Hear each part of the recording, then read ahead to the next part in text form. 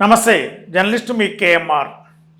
తమిళనాడు రాష్ట్రంలో గత 5 రోజుల తర్వాత ఈరోజు తమిళనాడు ముఖ్యమంత్రిగా 10 గంటల 15 నిమిషాలకి జోసెఫ్ విజయ్ అని నేను ముఖ్యమంత్రిగా ప్రమాణ స్వీకారం చేశారు విజయ్.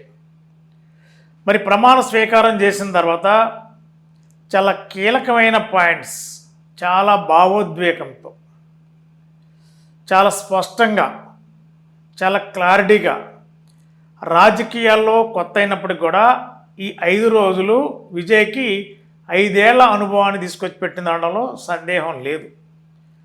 మరి ఈరోజు ముఖ్యమంత్రిగా తమిళనాడులో ప్రమాణ స్వీకారం చేసిన తర్వాత కీలకమైన అంశాలు మాట్లాడారు. ఎంతోమంది అవమానించారు, భవిష్యత్తులో ఇంకా అవమానిస్తారు. ఎంతోమంది రాజకీయ శత్రువులు ఉన్నారు, వాళ్ళందరిని కూడా నా శ్రేయోభిలాషులుగా చూస్తా. ఎవరిని కూడా వేరే భావంతో చూడను. అందరినీ సోదర సమానులుగా, అదేవిధంగా చిన్నపిల్లలకి మామగా, అదేవిధంగా ఆడపిల్లలకి అన్నగా, అదేవిధంగా చిన్నపిల్లలకి తమ్ముడుగా, మామగా ఉంటాను.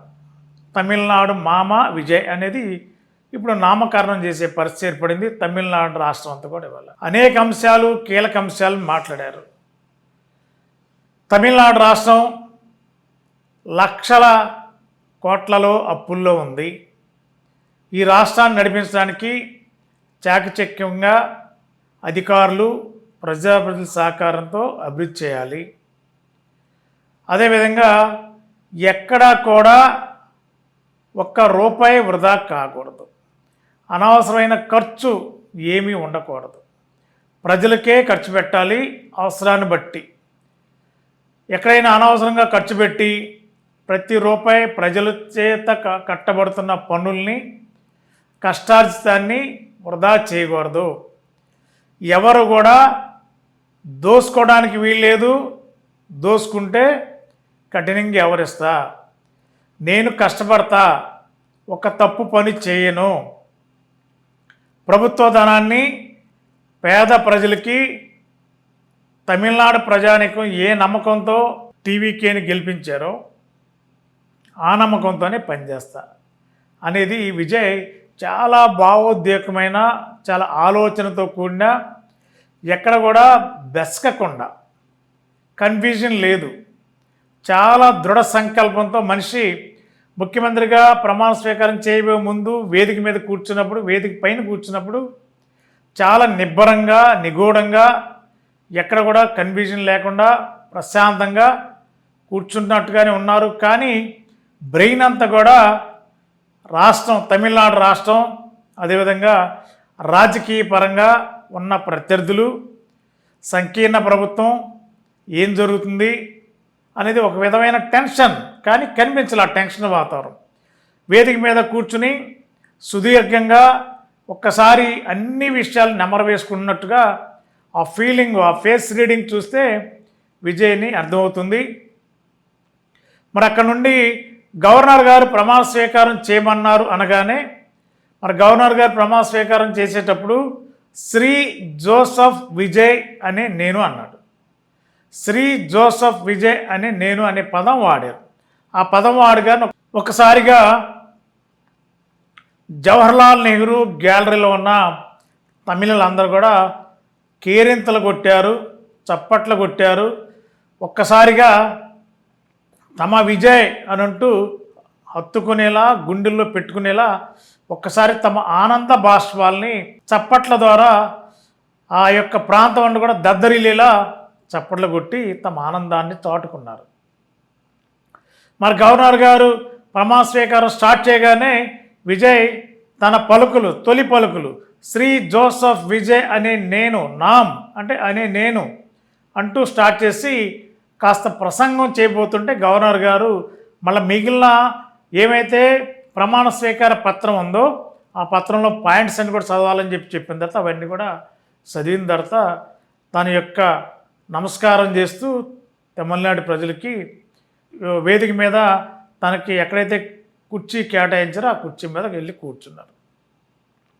నిజంగా మరి విజయ్కి ఈరోజు 2026 మే 10 చాలా కీలకమైన రోజు. అతని జీవితంలో, రాజకీయాల్లో, సినిమా రంగం నుండి రాజకీయ రంగంలోకి అడుగుపెట్టిన విజయ్కి ఈరోజు మే 10 గంటల 15 నిమిషాలు చాలా కీలకమైన గడియలవి. రాజకీయంగా తన ఆరంగేట్రం అధికారికంగా స్టార్ట్ చేశారు. మరి ఇవాళ నుండి 5 ఏళ్ల పాటు తమిళనాడు రాష్ట్రంలో మరి అనేక కార్యక్రమాలు చేయాలి. దాదాపుగా 59 సంవత్సరాల పాటు ద్రవిడల చేతుల్లో ఉన్న తమిళనాడుని ఒక్కసారిగా ద్రవిడల చేతిలోంచి బయటి వ్యక్తులకు వచ్చింది. మరి ఆ బయటి వ్యక్తే విజయ్.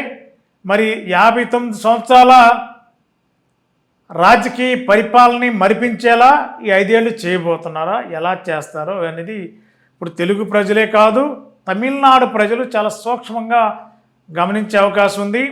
ఏదేమైనా ఈ రోజున తమిళనాడు ముఖ్యమంత్రిగా శ్రీ జోసెఫ్ విజయ్ అని నా ప్రమాణ స్వీకారంతో మరి ముఖ్యమంత్రిగా బాధ్యతలు స్వీకరించారు. మరి ఈవేళ చేసిన కీలక వ్యాఖ్యలు కూడా సంచలనంగానే ఉన్నాయి. శత్రువులను కూడా శ్రేయభిలాషులుగా, మిత్రులుగా భావిస్తాను కాబట్టి మనందరం కూడా కలిసి ప్రయాణం చేద్దామని చెప్పి కీలక వ్యాఖ్యలు చేశారు. మరి ఈ వ్యాఖ్యలకి మిగిలిన రాజకీయ పార్టీలు, భవిష్యత్తులో తమిళ ప్రజలు ఏ విధంగా విజయ్ ప్రభుత్వం పట్ల సానుకూలత, అదేవిధంగా రాజకీయ పార్టీలు నిజంగా శ్రేయభిలాషులుగా ఉంటారా, విజయ్ ఆశించినట్టు ఆశయానికి అనుగుణంగా రాజకీయ పార్టీలు సహకారం అందిస్తాయా లేదా చూడాలి. Thank you. Ashram cancer care, Ashram hospitals, Eluru.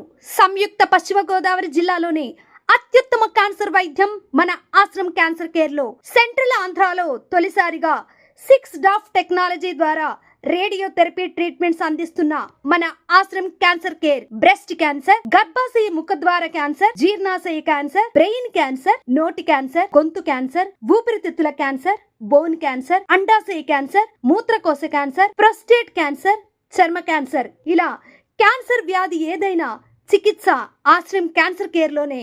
బ్రాక్కిథెరపీ, chemotherapy, radiotherapy, surgical oncology సేవలు 24 గంటలు అందుబాటులో. డాక్టర్ ఎన్టీఆర్ వైద్య సేవ, ఎంప్లాయీస్ హెల్త్ స్కీమ్, ప్రముఖ ఇన్సూరెన్స్ కంపెనీల గుర్తింపు పొందిన హాస్పిటల్ మన Ashram cancer care hospital. Ashram cancer care, NH5, Malkapuram, Eluru, Andhra Pradesh.